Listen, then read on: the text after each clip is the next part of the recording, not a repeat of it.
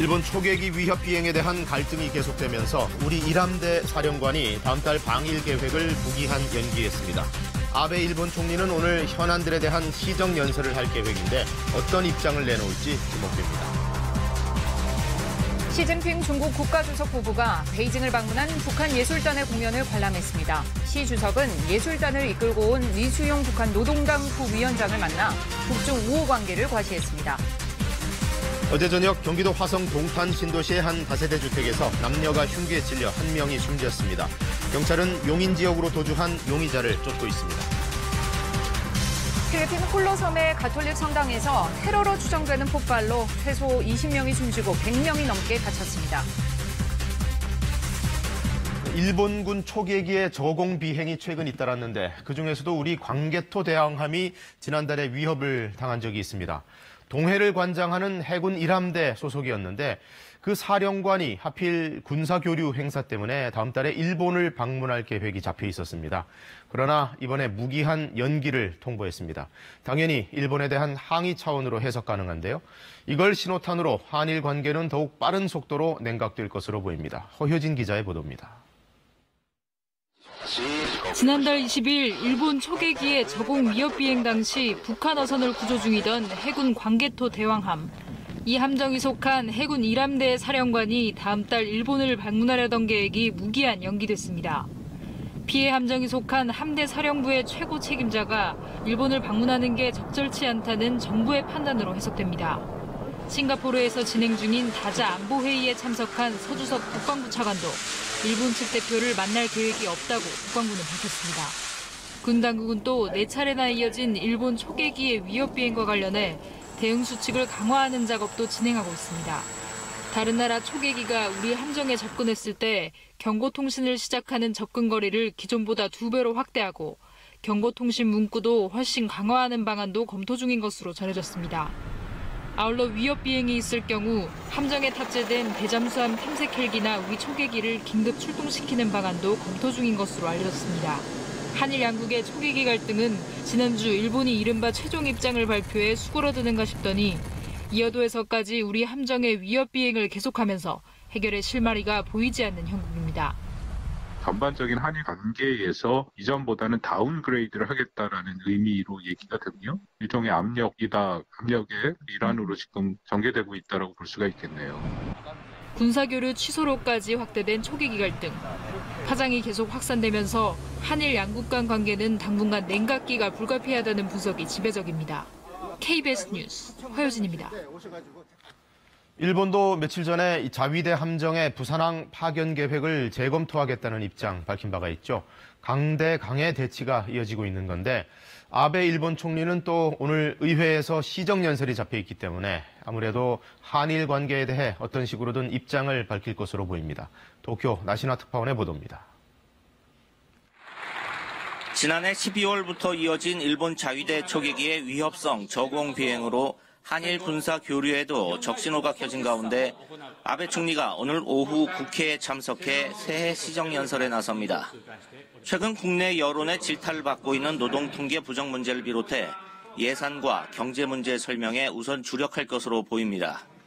이에 더해 강제징용 피해자 배상 판결과 일본 초계기의 위협 비행 논란 등 한일 갈등 상황을 어느 수준까지 언급할지 관심이 모아지고 있습니다.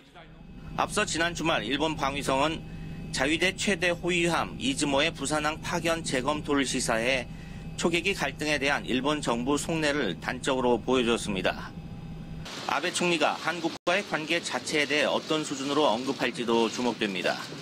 아베 총리는 지난해 시정연설에서 한국에 대해 전략적 이익을 공유하는 가장 중요한 이웃나라라는 관행적 표현을 삭제해 논란을 빚었습니다. 아베 총리는 이른바 전쟁 가능 국가로 탈바꿈하기 위한 평화헌법 개정 문제에 대해서도 언급할 것으로 예상됩니다. 한편 북한에 의한 일본인 납치 문제와 정상회담 문제 등에 대해서도 어떤 메시지를 내놓을지 주목되고 있습니다. 도쿄에서 KBS 뉴스 나신아입니다. 시진핑 중국 국가주석 부부가 베이징을 방문한 북한 예술단의 공연을 직접 관람했습니다. 북중 수교 70주년 기념 행사였는데요. 눈에 띄는 것은 핵과 관련된 내용이 공연에 전혀 들어가지 않았다는 점입니다. 이 공연 관람 전에는 시 주석이 리수용 북한 노동당 부위원장을 접견하기도 했습니다. 최영은 특파원이 전해왔습니다. 시진핑 중국 국가주석 부부의 관람은 예상보다 하루 일찍 둘째 날 공연에서 이루어졌습니다. 북중 우위는 영원하리라는 곡으로 시작된 무대. 아리랑을 비롯해 중국곡 양쯔강의 노래 등으로 한껏 흥을 돋운 공연은 화기애애했다고 중국 관영 CCTV는 전했습니다. 마지막 노래는 중국곡 오늘 밤을 잊지 못하리였습니다. 신화통신이 공개한 공연 사진에선 한복을 입은 가수들이 공훈 합창단에 맞춰 노래하고 있습니다. 배경으론 3년여 전 문제가 된 핵이나 미사일 내용이 아닌 평양 주체사상탑이 나옵니다. 다음 달로 예정된 2차 북미 회담을 고려했다는 평가입니다. 시 주석 부부는 공연이 끝난 뒤 무대 위로 올라가 북한 예술단원들과 악수하고 단체 사진도 찍었습니다. 이날 공연에는 왕원잉 정치국 상무위원을 비롯해 딩쉐상, 양재치 등 최고 지도부들이 대거 참석했습니다. 공연에 앞서 시 주석은 예술단을 이끌고 온 이수용 북한 노동당 부위원장을 접견했습니다. 시 주석은 이번 공연이 북중 양국이 달성한 공동인식을 실현하기 위한 중요한 교류 행사라고 강조하고 김정은 위원장 부부에게 안부도 전했습니다. 베이징에 도착한 첫날부터 극진한 환대를 받았던 북한 예술단은 오늘 한 차례 더 공연하고 돌아갈 예정입니다. 베이징에서 KBS 뉴스 최영은입니다. 어제 저녁 경기도 화성 동탄 신도시에서 남녀가 흉기에 찔린 채 발견됐습니다. 경찰은 피해 여성의 지인을 용의자로 지목했는데 현재 이 용의자가 용인으로 달아난 것으로 보고 뒤쫓고 있습니다. 정유진 기자입니다. 어두운 야산에서 경찰이 대대적인 수색을 벌이고 있습니다. 살인사건 용의자를 검거하기 위해 경찰 90여 명과 헬기까지 동원됐습니다. 경기도 화성 동탄 신도시의 한 다세대 주택에서 남녀가 흉기에 찔렸다는 신고가 경찰에 접수된 건 어제 저녁 9시 반. 경찰은 주변인 진술 등을 근거로 피해 여성 권모 씨의 지인인 42살 곽 씨를 용의자로 지목했습니다. 저희가 갔을 때 이미 다 도주해버려가지고 수사하면서 좀 발견돼가지고 취업을 한 거예요. 곽 씨는 차를 몰고 용인까지 간 뒤 한박산으로 도주했습니다. 흉기에 찔린 38살 권 씨와 41살 장모 씨는 병원으로 옮겨졌지만 여성인 권 씨는 숨지고 장 씨는 중태인 것으로 전해졌습니다. 제가 듣기로는 방에서 목에 찔렸다는 말도 있고 죽으시고 막 그런 경우 전투에 나가서 난 당연히 그런 일인 줄 알았는데 갑자기 막 뭉쳐오고 막 혼자 동시키고 막 폴리스가 추이고 막 그러더라고요. 경찰은 날이 밝는 대로 수색 작업을 확대할 계획입니다. KBS 뉴스 정유진입니다. 자유한국당 의원들이 어제 국회 앞에서 규탄 집회를 크게 열었습니다. 2월 임시국회 앞두고 여당을 향해 총공세를 펼치고 있는 건데요.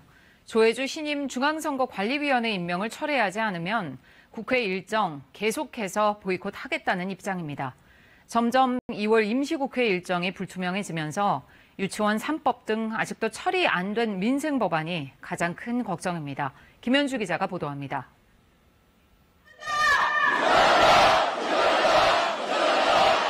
당 지도부와 당원 2천여 명이 모인 규탄 대회에서 자유한국당은 정부 여당을 향한 공세 수위를 높였습니다. 정부의 어떤 얼굴이 어떤 모습인지 보이십니까? 반쪽은 오만, 반쪽은 겁먹은 두려움입니다. 한국당은 조혜주 중앙선관위원 임명 철회를 요구하며 그때까지 국회 일정을 보이콧하겠다는 방침을 거듭 밝혔습니다. 또 조 의원 문제 외에도 청와대 특감반 민간인 사찰 의혹과 손혜원 의원의 투기 의혹 등에 대해서도 국정조사와 특검을 요구했습니다. 이에 대해 지난 대선에서 문재인 캠프 총괄 특보단장을 지낸 더불어민주당 민병두 의원은 조 의원을 본 적도 없고 특보로 임명한 기억도 없다고 밝혔습니다. 민주당은 또 한국당이 명분 없는 보이콧 정치를 중단해야 한다며 조속한 국회 복귀를 촉구했습니다. 나경원 원내대표가 주인공이자 감독으로 진두지휘한 가짜 단식투쟁과 명분 없는 장애투쟁의 막장 드라마는 최저의 시청률로 바른미래당은 국회 파행의 책임이 거대 양당 모두에게 있다 비판했고 민주평화당과 정의당은 한국당이 선거제 개혁 논의를 피하기 위한 꼼수를 쓰고 있다며 국회 정상화를 촉구했습니다. 국회에는 이른바 임세원법과 유치원 3법 등 처리해야 할 민생 입법이 줄줄이 쌓여 있습니다. 짝수달인 2월엔 자동으로 임시국회가 소집되지만 의사 일정은 여야가 합의해야 정해집니다. 설 연휴와 국회 방미 일정을 빼면 남는 기간은 사실상 2주 정도. 하지만 여야 대치가 장기화될 조짐을 보이면서 빈손 국회가 되는 것 아니냐는 우려도 나오고 있습니다. KBS 뉴스 김현주입니다. 사법농단 사태의 정점인 양승태 전 대법원장이 구속되면서 검찰의 수사는 이제 본격적으로 새 국면을 맞았습니다. 양 전 대법원장은 판사 출신 변호사를 선임하며 기소 이후 재판 준비에 만전을 기하고 있고 검찰은 기소 전까지 혐의를 다지는 데 힘을 쏟고 있습니다. 양 전 대법원장과 검찰의 공방을 최은진 기자가 전망했습니다.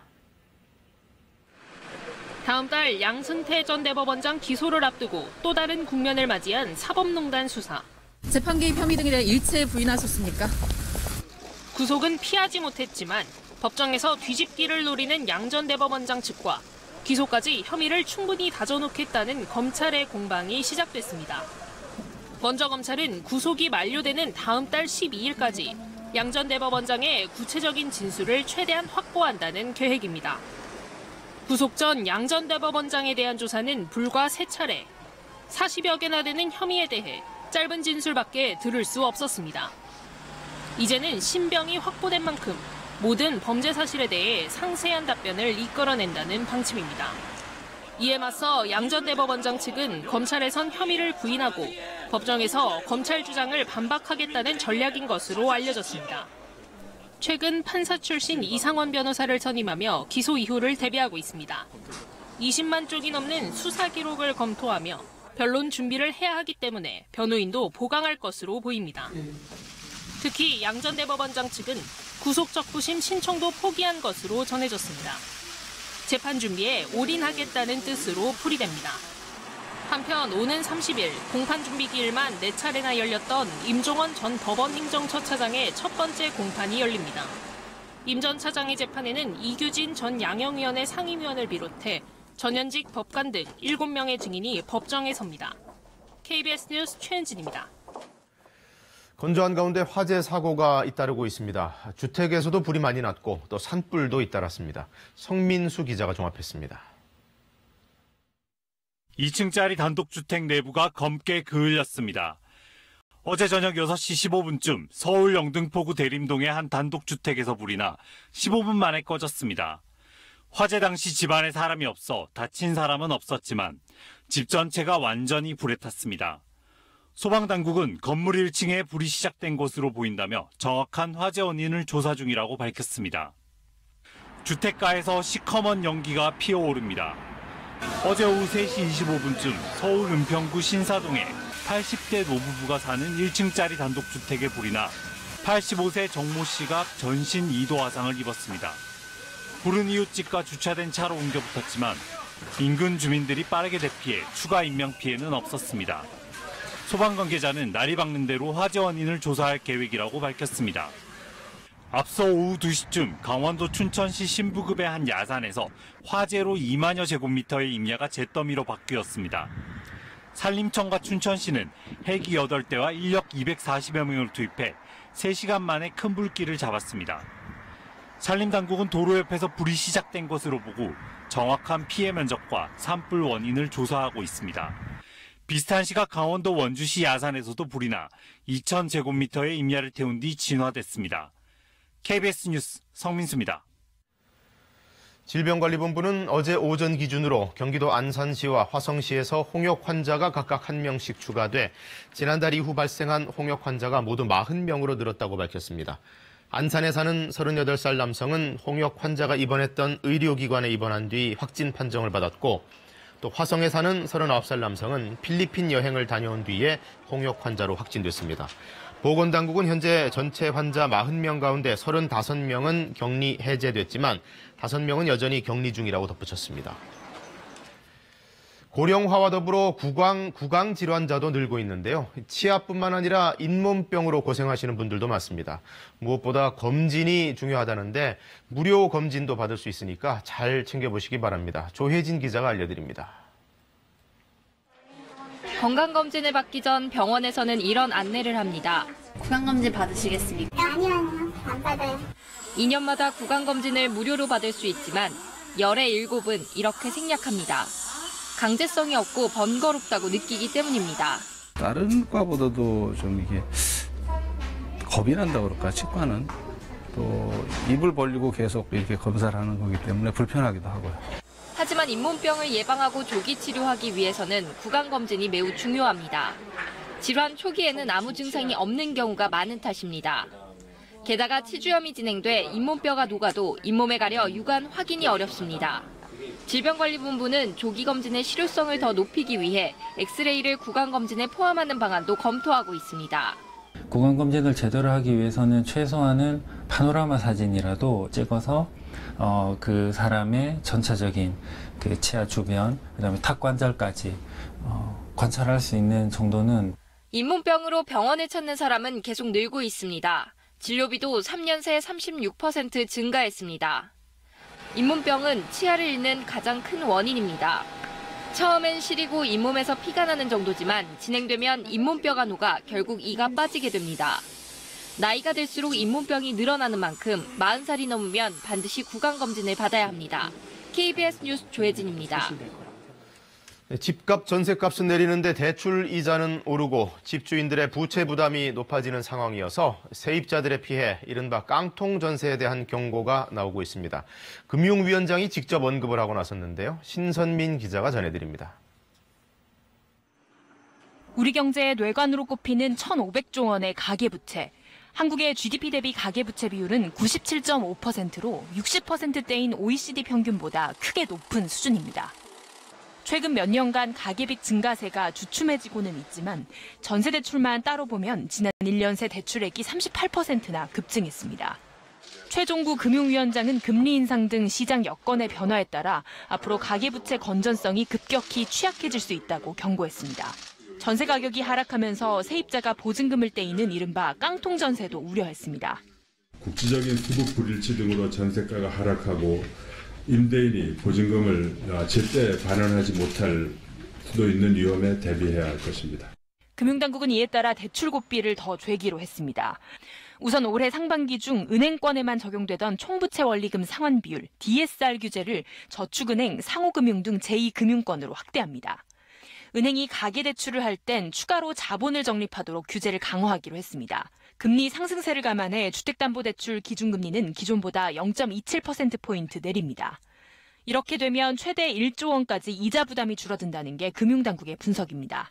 은행 이익을 축소시킬 수 있다는 불만이 제기되고 있습니다만 은행에 대한 금융 소비자의 신뢰를 높여줌으로써 지속 가능한 이익 창출에 기여할 것이라고. 현재 6.7% 수준인 가계부채 증가율을 2021년까지 5%대로 낮춘다는 게 금융당국의 목표입니다. KBS 뉴스 신선민입니다. 민주노총이 오늘 사회적 대화기구인 경제사회노동위원회 참여 여부를 결정하는 정기대의원 대회를 개최합니다. 이번 대의원 대회는 김명환 위원장을 비롯한 민주노총 지도부의 리더십을 검증하는 계기로도 분석이 되고 또 문재인 정부 개혁 의제를 다루는 사회적 대화의 중요한 분기점이 될 것으로 전망됩니다. 이번 대의원 대회를 앞두고 민주노총의 최대 산별노조인 금속노조 측이 경제사회노동위원회 참여에 대한 부정적인 입장을 밝히는 등 반대론이 만만치 않다는 분석입니다.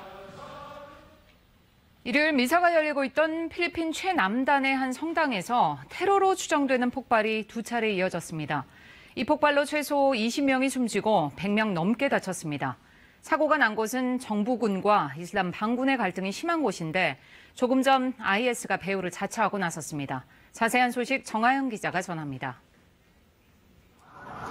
사이렌 소리가 울리고 성당 주변에 연기가 피어오릅니다. 성당 안에는 의자와 집기들이 산산조각 난 채 놔둔 겁니다. 일요일 오전 필리핀 최남단 홀로섬의 한 성당에서 2차례에 걸쳐 폭발물이 터졌습니다. 이 사고로 민간인 15명과 군인 5명 등 최소 20명이 숨지고 110여 명이 다쳤다고 필리핀 당국이 밝혔습니다. 부상자 가운데 중상자가 있어 사망자 숫자는 더 늘어날 가능성이 큽니다. 1차 폭발은 미사 도중 성당 내부에서 발생했고 이어 1분 뒤 군과 경찰이 출동해 성당으로 들어가는 사이 출입구 부근에서 두 번째 폭발이 일어났습니다. 필리핀 군 당국이 이번 폭발 사건을 테러로 규정한 가운데 이슬람 국가 IS가 성당 테러의 배후를 자처했다고 로이터 통신이 보도했습니다. 필리핀 남부 일대는 무슬림 인구 비율이 높아 정부군과 이슬람 반군 갈등이 여전한 데다 폭발이 발생한 홀로섬은 IS 관련 무장 세력의 활동 무대로 알려져 있습니다. AP통신은 특히 최근 필리핀 남부에서 정부군과 이슬람 반군 갈등의 종지부를 찍을 이슬람 자치정부 법안이 통과됐지만 홀로섬에선 반대표가 많았다는 점을 지적했습니다. KBS 뉴스 정아연입니다. 브라질 광산댐이 붕괴된 지 사흘째를 맞았지만 추가 붕괴 위험 때문에 실종자 수색이 더디게 진행되고 있습니다. 당초 300여 명으로 알려졌던 실종자는 최대 600명에 달할 것이란 관측까지 나오고 있습니다. 브라질 사고 현장에서 이재환 특파원이 보도합니다. 브라질 광산댐 붕괴 사흘째, 실종자 등록센터에는 가족들이 뜬 눈으로 밤을 지새입니다.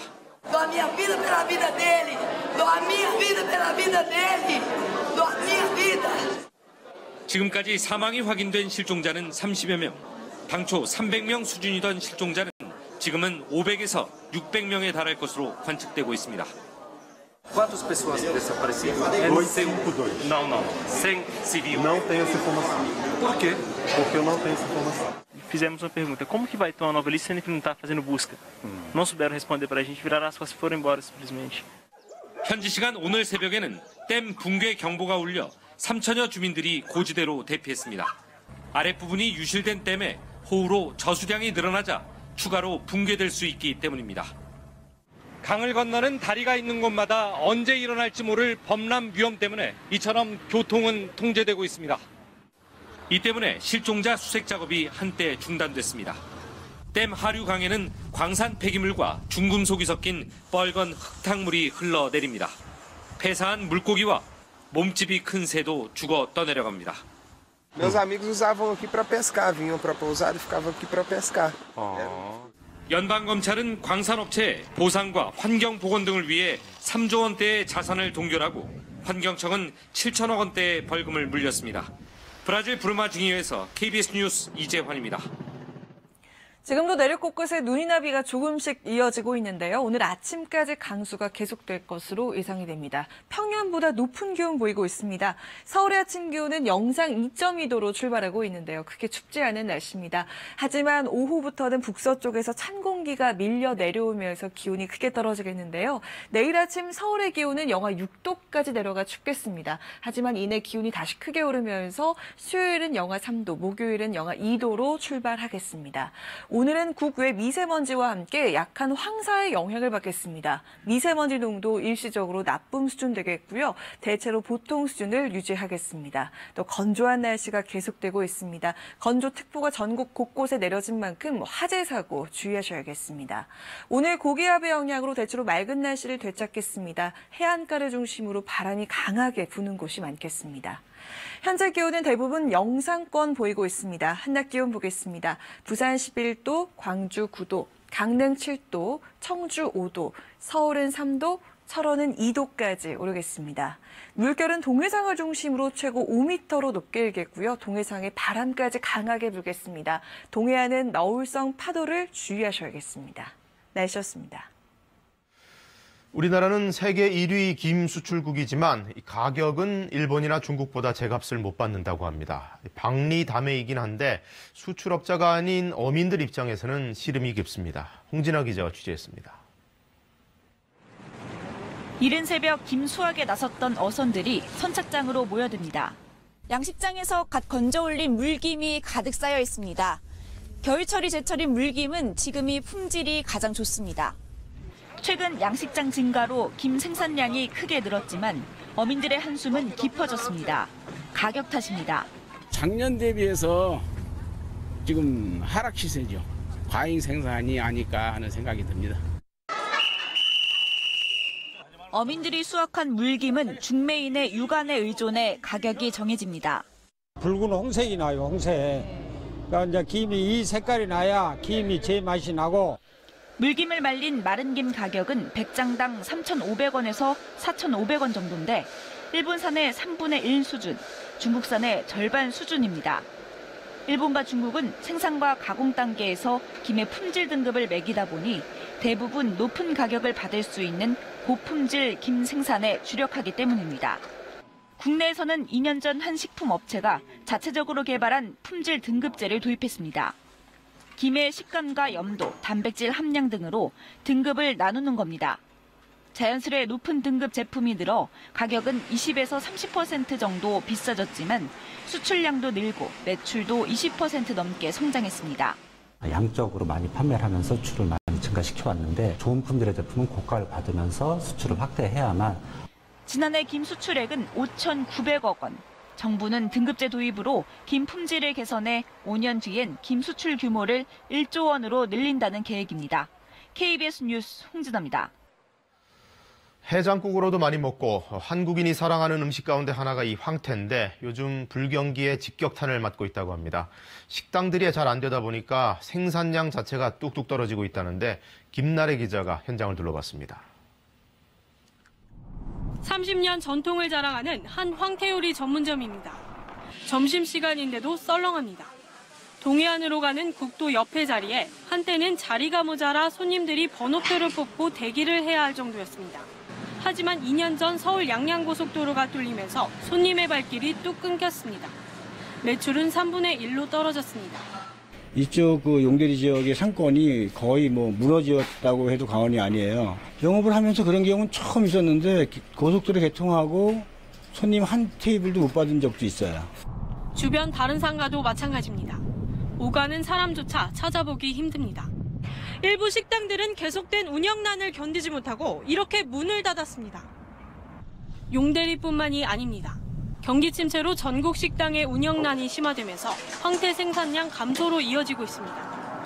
생산된 황태의 60%를 식당에서 소비했기 때문입니다. 올해 용대리 황태 생산량은 1,900만 마리. 지난해보다 15% 정도 적습니다. 생산량을 줄인 건 4년 만에 처음입니다. 엎친 데 덮친 격으로 지난해 열렸던 미국 수출길도 막혔습니다. 100만 불 이제 수출을 땄는데 올해는 지금 그나마도 좀 없습니다. 그래서 지금 앞으로 외국 쪽으로 이렇게 나가면서 수출이 어떻게 될지 그것도 미지수입니다. 최근엔 인건비까지 급등해 올해 용대리 황태 산업의 수익은 지난해보다 100억 원 이상 줄 전망입니다. 값싼 외국산 황태의 공세에 밀려 판로 확보에 어려움을 겪던 용대리 황태. 이젠 기존 판로까지 흔들리면서 힘든 새해를 맞고 있습니다. KBS 뉴스 김나래입니다. 장애인들은 아무래도 몸이 불편하다 보니까 일반인들과 똑같은 노동을 하기가 힘들었는데요. 요즘은 세상이 또 달라지고 있습니다. 4차 산업혁명을 맞아 각종 첨단 기술이 발전하면서 장애인들의 노동력을 획기적으로 제고시키고 있는데요. 황정호 기자가 취재했습니다. 이른 아침 널찍한 비닐하우스에 농장 일을 하려고 발달장애인 6명이 모였습니다. 2년 전부터 이곳에서 일하는 김상철 씨는 작업 준비를 마칩니다. 작업대에 서기 전 태블릿 PC를 꺼내 클릭 몇 번만 하면 천장에 있는 커튼이 열리고 물도 한꺼번에 나옵니다. 많은 거 그냥 편해요. 퇴근하면 관리를 하는 그런 것 같아요. 거동이 불편한 친구들을 위해 작업대도 자동으로 내려옵니다. 여러 농사 일들이 우리 장애인들이 배우기에 힘들었었는데 이 기술이 들어오고 나서부터는 좀 더 편하고 쉽게. 청각장애인 기사 이대호 씨가 모는 택시에 손님이 타자 태블릿 PC가 먼저 인사를 합니다. 안녕하십니까? 청각장애인 기사님이 운행하는 택시입니다. 손님이 목적지를 말합니다. 공덕역. 처음엔 좀 당황스러웠는데 직접 타보니까 불편한 것도 없었고 일반 택시와 별로 다른 게 없었어요. 이 택시에는 또 다른 특별한 기술도 탑재됐습니다. 바깥에서 경적 소리나 사이렌 소리가 나면 차량 계기판 위로 표시가 뜨고 핸들에도 불이 들어옵니다. 후진을 할 때 장애물이 있으면 핸들에 진동을 줘서 알려주기도 합니다. 항상 차들이 오면 빵빵거립니다. 듣지 못하고 위험한 상황을 만나게 되는데 핸들에서 불이 나오고 편안하게 운전할 수 있습니다. 일하기를 원하는 장애인이 전국적으로 21만 명에 이르는 것으로 추산되는 가운데 첨단 기술의 발달이 장애인의 홀로서기를 돕고 있습니다. KBS 뉴스 황정호입니다. 미국 연방정부의 업무 정지 사태가 역대 최장 35일 만에 일단은 해소됐습니다. 사실은 3주간 조건부로 업무 정지를 풀기로 한 건데요. 35일 동안 연방정부가 업무를 정지하면서 발생한 피해액이 트럼프 대통령이 요구하는 국경 장벽 예산을 이미 넘어섰다는 결과가 발표됐습니다. 그런데도 백악관 비서실장 대행은 국경 장벽 예산 협상 타결에 이번에도 실패하면 또다시 셧다운할 수 있다. 이렇게 으름장을 놨습니다. 뉴욕 김철우 특파원의 보도입니다. 35일 동안 지속된 연방정부 업무 정지로 최소 60억 달러의 경제적 손실을 기록했다. 신용평가기관 스탠더드 & 푸어스가 역대 최장 셧다운 때문에 미국에 생긴 피해액을 이같이 집계했습니다. 트럼프 대통령이 멕시코 국경장벽 예산으로 의회에 요구한 57억 달러를 넘어선 액수입니다. 연방정부 셧다운 기간 80만 명의 연방 공무원이 급여를 받지 못했고 미국 전역의 관광업과 소매업도 큰 피해를 봤습니다. 3주 동안 연방정부 업무가 정상화되는 것과 관련해 백악관 비서실장 대행이 방송에 출연해 국경장벽 예산 협상 타결에 실패하면 다시 셧다운에 돌입할 것이라고 말했습니다. 불법 이민자들을 막기 위한 장벽 설치는 양보할 수 없다는 것이 트럼프 대통령 생각이란 겁니다. We have identified the top 17 highest priorities in terms of where we can put up barrier to discourage people from crossing the border illegally. It's about 243 miles. 그는 의회가 장벽 예산이 빠진 법안을 처리하면 트럼프 대통령이 거부권을 행사할 것이고 그렇게 되면 정부 셧다운이 될 것이라고 말했습니다. 멀베이니 비서실장 대행은 의회와 함께든 함께가 아니든 멕시코 국경을 안전하게 지킬 것이라며 국가 비상사태 선포 가능성도 다시 내비쳤습니다. 이런 가운데 미국 언론들은 셧다운의 책임 소재를 묻는 여론조사에서 트럼프 대통령이 가장 큰 책임이 있다는 결과가 나왔다고 잇따라 보도했습니다. 뉴욕에서 KBS 뉴스 김철우입니다. 결혼식에 한창이던 호텔이 순식간에 폐허로 변했습니다. 잔해 더미 속에서 구조 작업이 이루어지고 있는데요. 페루 남동부 아방카이시에 한 호텔에 산사태로 진흙과 돌더미가 쏟아진 겁니다. 호텔 지붕과 벽이 무너져 내리면서 결혼식에서 춤을 추던 사람들이 갇혔습니다. 현지 언론은 지금까지 최소 15명이 숨지고 34명이 다쳤다고 밝혔습니다. 결혼식에는 하객 100여 명이 참석했던 것으로 알려졌습니다. 무장한 군인들과 살벌한 검문소 그리고 벽돌로 쌓아 올린 장벽까지 모두 가짜입니다. 영국과 맞닿은 북부 아일랜드 지역에 시위대 수백 명이 모였습니다. 영국이 유럽연합을 탈퇴하는 브렉시트가 통과될 경우 영국과 아일랜드 사이 국경이 강화되는 것에 반대하는 겁니다. 시위대는 통행과 통관이 엄격하게 통제되는 국경 강화, 이른바 하드보더가 시행되는 상황을 비꼬는 의미로 이런 가짜벽을 세웠습니다. 아슬아슬 숲속 비탈을 따라 썰매가 미끄러집니다. 알록달록한 옷을 입은 참가자들은 넘어지고 눈 속에 굴러도 즐겁기만 한데요. 독일 바이에른에서는 매년 이맘때 짐승의 뿔로 만든 전통 썰매를 타고 산길을 달리는 경주가 펼쳐집니다. 1928년 농부들이 내기로 시작한 썰매 경주가 오늘날엔 지역 주민들을 모으는 겨울 축제가 됐습니다. 지금 세계는이었습니다. 크라우드 펀딩이라는 투자 방식이 요즘 유행입니다. 주로 신생 기업들의 투자 계획서를 보고 일반인들이 쉽게 소액으로 투자에 참여하는 건데요. 회사 측이 내세우는 수익률 너무 믿다가는 큰 코 다치는 일도 있다고 합니다. 황경주 기자가 취재했습니다. 한 벤처업체는 지난해 1월 모바일 게임을 만든다며 크라우드 펀딩으로 온라인에서 투자자를 모았습니다. 연이율 최대 190%까지 가능, 매출은 80배가 뛸 것이라는 광고에 300여 명이 3억 원 넘게 투자했습니다. 하지만 수익은커녕 원금도 돌려받기 어려운 상황입니다. 1년 안에 채무 불이행은 안 되겠지라고 생각을 한 거죠. 기업들이 제시한 수치들이 가능한 수치인가 이런 거에 대한 점검이 좀 미비하지 않았나. 크라우드 펀딩은 보통 신생 벤처기업이 대중으로부터 투자금을 모으는 걸 말하는데 문제는 일반인들이 잘 모르고 투자한다는 겁니다. 투자 대상인 기업이나 사업의 검증이 제대로 되고 있지 않기 때문입니다. 투자를 연결해주는 중개업체가 있지만 수수료를 받다 보니 평가는 비교적 느슨합니다. 투자금을 모을 때 내세우는 수익률도 모두 업체 마음대로입니다. 재무 상태라던가 기업 가치나 심사를 거친 것들이 대목표된다고 일단 보시면 될 것 같아요. 예상 수익률이라던가 분석들을 이제 그 해당 메이커가 직접 하게 되어 있고요. 이러다 보니 투자 손실도 잇따르고 있습니다. 지난해 4월 기준으로 투자 만기된 펀딩 55건 가운데 17건이 원금을 다 못 돌려줬고 4건은 전액 손실이 났습니다. 이런 부실률 정보는 투자자에게 공개도 되지 않고 있습니다. 너무 초기에 그렇게 하면 오히려 투자자에게 되게 이상한 정보를 줄 수도 있는 부분은 분명히 있어요. 정부가 투자 한도와 업종을 확대하면서 크라우드 펀딩의 연간 투자 규모는 지난해 317억 원으로 3년 새 2배가 커졌습니다. KBS 뉴스 황경주입니다.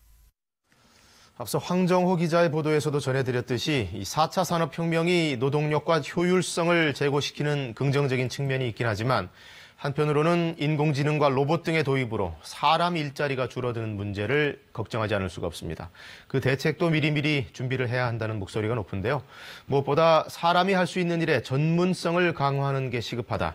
전문가들은 이렇게 입을 모으고 있습니다. 이재희 기자가 취재했습니다. 택시기사들의 대규모 카풀 반대 시위. 핵심은 일자리. 카풀이 택시 시장을 잠식하면 기사들이 실직자가 될 거란 주장입니다. 실제 4차 산업혁명이 가속화되면 도소매업과 운수업에선 일자리 34만 개가 사라질 것이란 전망입니다.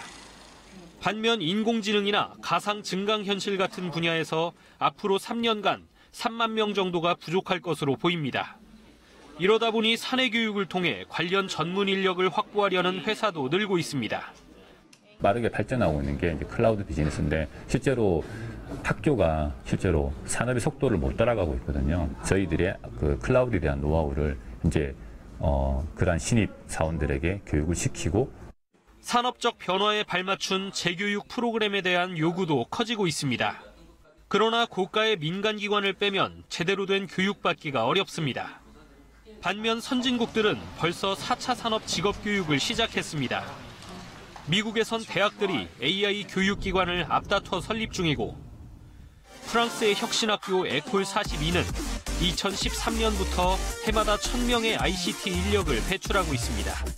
Donc l'idée c'était de créer une école qui permettait d'apporter ces compétences et surtout une école qui était ouverte à tous et à toutes. 4차 산업혁명발 일자리 충격이 이미 현실화되고 있는 상황. 안정감 있는 혁신을 위한 빠른 대처가 필요합니다. KBS 뉴스 이재입니다.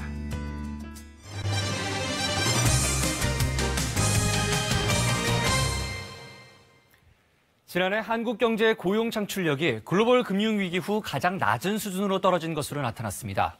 30, 40대의 취업자의 경우 도소매업과 교육서비스업 등 대부분 업종에서 감소한 것으로 집계됐습니다. 모은희 기자입니다. 우리 경제의 고용 창출력을 나타내는 고용 탄성치가 지난해 0.136을 기록해 9년 만에 가장 낮았습니다. 고용 탄성치는 한국은행이 발표한 취업자 증가율을 GDP 증가율로 나눈 지표인데 수치가 낮을수록 경제성장 규모에 비해 취업자가 늘지 않는다는 것을 뜻합니다. 고용 탄성치는 최근 수년간 대체로 하락 흐름을 보여왔습니다. 이처럼 경제 성장보다 일자리 증가가 둔한 움직임을 보이는 것은 한국 경제의 구조적 변화와 관련이 있다는 분석입니다. 반도체 등 고용 유발 효과가 낮은 산업이 성장을 주도했고 일자리를 많이 만드는 산업은 저조했기 때문이란 겁니다. 15살에서 64살 인구가 지난해 감소로 전환하는 등 생산 가능 연령대가 줄어든 것도 영향을 준 것으로 풀이됩니다. 우리 경제를 떠받치는 허리격인 30, 40대 취업자는 지난해 대부분 업종에서 감소했습니다.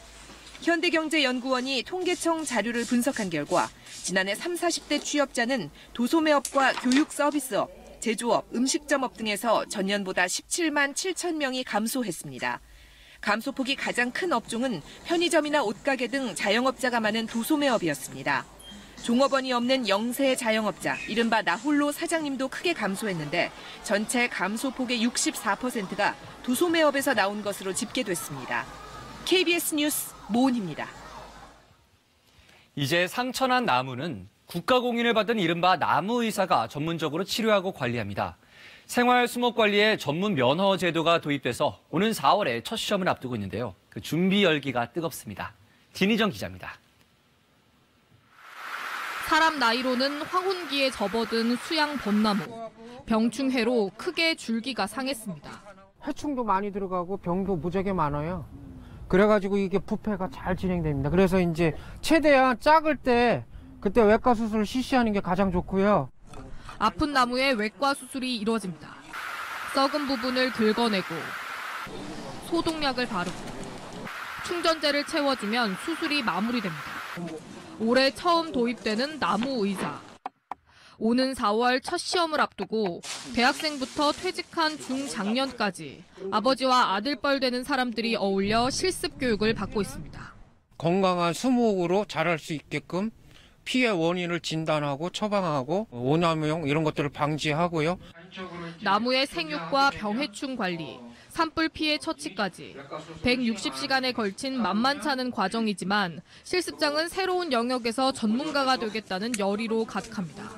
자격을 취득해서 하게 되면 이쪽 방향으로 더 발전시킬 수 있는 거고 아니면 제가 조경수 재배하는데 많이 도움이 될 것 같아요. 또 나무한테도 제가 행복을 줄 수 있고. 생활 수목도 맞춤 관리 시대. 나무 의사가 새로운 전문 영역으로 떠오르고 있습니다. KBS 뉴스 진희정입니다. 5.18 민주화운동 당시 마지막 항전지였던 옛 전남도청이 원형에 가깝게 복원될 것으로 보입니다. 복원 용역을 담당한 연구진이 최종 결과를 내놨는데요. 철거된 부분은 물론이고 총탄 흔적까지 복원하는 안을 제시했습니다. 김효신 기자의 보도입니다. 1980년 5.18 민주화운동 당시 헬기에서 촬영한 전남도청입니다. 현재와 비교하니 별관과 본관, 본관과 회의실을 잇는 통로가 사라졌습니다. 보건용역 연구진은 이 부분을 복원해야 한다는 안을 내놨습니다. 또 사진과 증언을 토대로 구성한 결과 현재 엘리베이터 1층은 도청 서무과로, 2, 3층은 도지사실로 원래대로 재건축해야 된다고 결론냈습니다.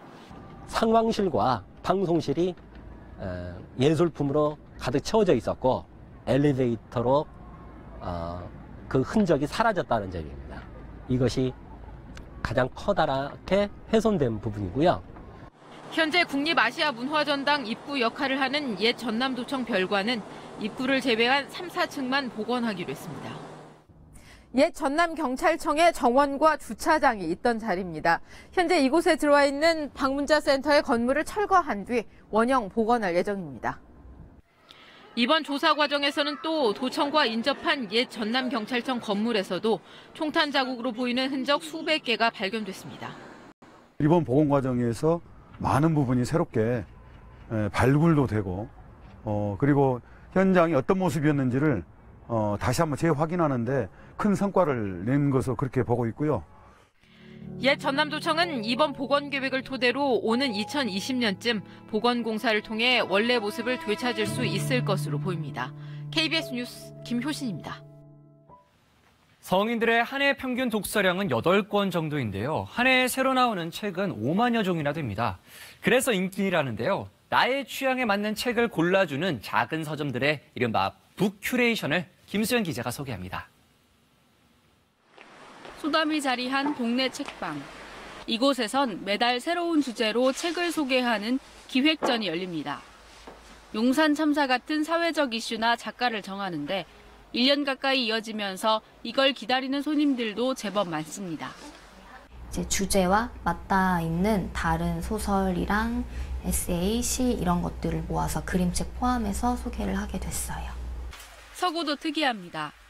인문, 사회, 경제 이런 칸막이 대신 책 한 권을 꽂는데도 고민이 담겨 있습니다. 서점마다 개성 있게 책방을 꾸미고 독자들에게 책을 소개하는 이른바 북큐레이션의 장점은 분명합니다. 서점 주인님 시기분께서 가진 스타일들을 딱 개개인으로 공유할 수 있는 거잖아요. 이런 곳에 오면 조금 더 독자와 작가가 가까워지는 기분이랄까요. 특히 이야기를 나누고 몰랐던 책과 친구를 알아가는 재미는 덤으로 얻는 즐거움입니다. 책을 이쪽에서 사면 커피를 드린다거나 이쪽 공간을 활용해서 독서 모임을 하실 수 있도록 공간을 제공함으로써 다른 방식으로 책을 읽는 문화를 좀 응원하려고 노력하고 있습니다. 이런 북큐레이션 바람을 타고 특색 있는 작은 서점들은 지난해 300여 개까지 늘었습니다. KBS 뉴스 김수연입니다. 이 시각 현재 출근길 교통 상황 알아보겠습니다. 서울경찰청입니다. 안녕하십니까. 월요일 아침 교통정보입니다. 밤사이 내린 비와 눈 때문에 도로가 미끄러운 곳이 많습니다. 도로에 얇게 얼어붙어 블랙아이스를 이루는 곳도 곳곳에서 확인되고 있는데요. 평소보다 감속 운전하시는 게 좋을 것 같습니다. 오늘 아침 출근길 월요 정체 현상에다가 사고와 고장 차량 때문에 힘든 곳이 있습니다. 올림픽대로 하남 방향 한강대교 부근에 서 있던 고장 차량 여파로 행주대교부터 긴 구간 밀리고 강변북로 구리 방향 원효대교 조금 지난 지점 4차로상에 추돌사고가 발생해 행주대교부터 정체되고 있습니다. 성산대교 북단에서 남단 방향 교량에 서 있던 고장 차량 여파로 성산로 사천 고가부터 가다서다를 반복하고 있습니다. 분당 수서로 청담 방면 복정부터 찬천 1교까지 속도 떨어지고 관악로 숭실대 입구역부터 서울대 입구역까지 신호대기 행렬 길어지고 있습니다. 이어서 교통 통제 정보입니다. 내부순환로 성수 방향 연희램프부터 월곡 분기점까지 가로등 정비 공사로 오전 10시부터 오후 5시까지 부분 통제될 예정입니다. 교통정보였습니다.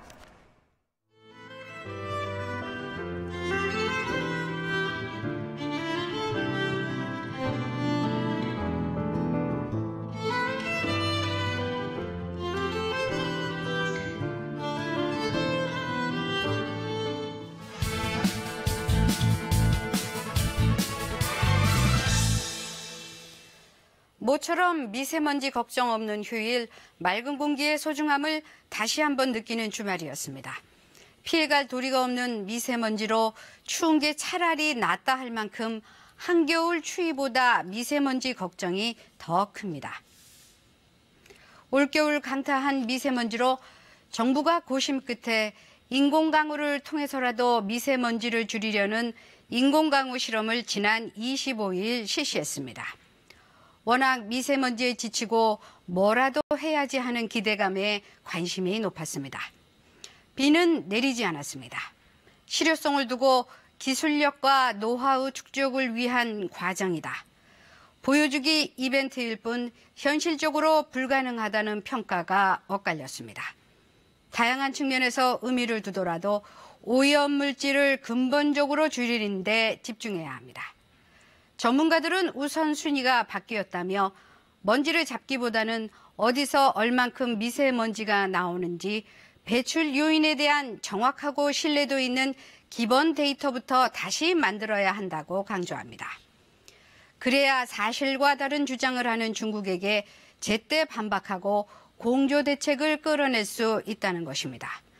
동시에 시민들이 정책에 공감할 수 있어야 합니다. 수없이 비상저감 조치가 실시됐지만 현장에선 차량 이부제조차도 여전히 우왕좌왕입니다. 외출을 자제하고 마스크를 쓰라는 것은 이제 더 이상 정보가 아닙니다. 우리 집, 우리 동네, 우리 지역의 어디가 농도가 높은지, 일상생활에서 때와 장소에 따라 어떻게 하면 미세먼지를 덜 마시고 피할 수 있을지 진화된 정보를 제공해야 합니다.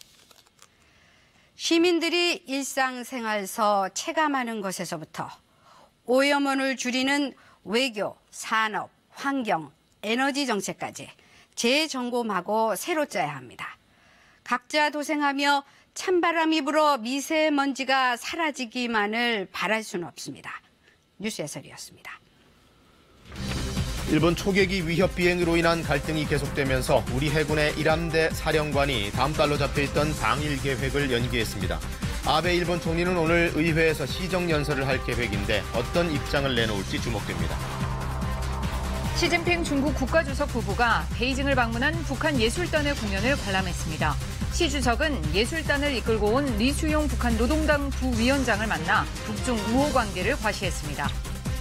어제 저녁 경기도 화성 동탄 신도시의 한 다세대 주택에서 남녀가 흉기에 찔려 한 명이 숨졌습니다. 경찰은 용인 지역으로 도주한 용의자를 쫓고 있습니다. 필리핀 홀로섬의 가톨릭 성당에서 테러로 추정되는 폭발로 최소 20명이 숨지고 100명이 넘게 다쳤습니다. 지금 내륙 곳곳에 비나 눈이 아주 약하게 내리고 있는데요. 아침이면 강수가 모두 그칠 것으로 예상됩니다. 평년보다 많이 높은 기온으로 출발하고 있습니다. 서울의 아침 기온은 영상 1.8도인데요. 오늘 오후부터는 북서쪽에서 찬 공기가 밀려 내려오면서 내일 아침 기온 크게 떨어지겠습니다. 내일 서울의 아침 기온은 영하 6도까지 내려가 춥겠습니다. 오늘 황사가 일부 유입될 것으로 예상되고 국외 미세먼지까지 더해지면서 일시적으로 미세먼지 농도가 나쁨 수준에 들겠습니다. 날씨였습니다. 네, 월요일 뉴스 광장 여기서 마칩니다. 시청해주신 여러분 고맙습니다.